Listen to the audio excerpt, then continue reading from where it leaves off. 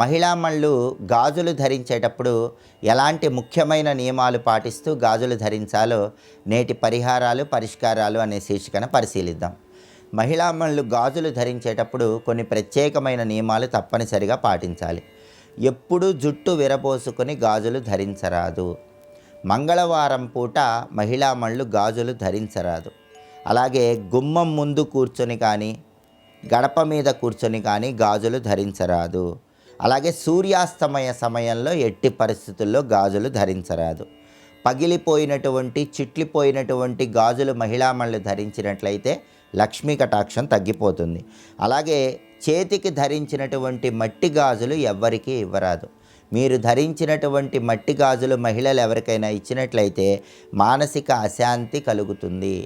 కాబట్టి ఎట్టి పరిస్థితుల్లో చేతికి ధరించినటువంటి మట్టి గాజులు తీసి ఎదుటివారికి ఇవ్వరాదు.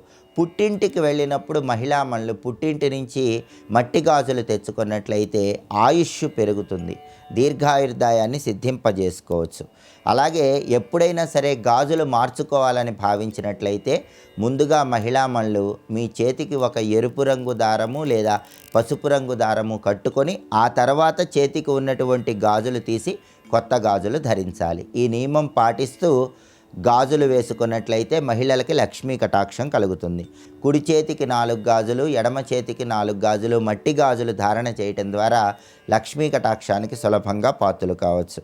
అలాగే ఎరుపు రంగు, ఆకుపచ్చ రంగు, పసుపచ్చ రంగు గాజులు ధరించడం ద్వారా లక్ష్మీదేవి సంపూర్ణమైన అనుగ్రహం కలుగుతుంది.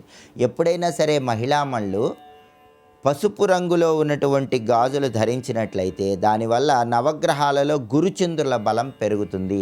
దానివల్ల జీవితంలో ఖచ్చితమైనటువంటి స్థిరమైనటువంటి నిర్ణయాలు తీసుకోగలుగుతారు.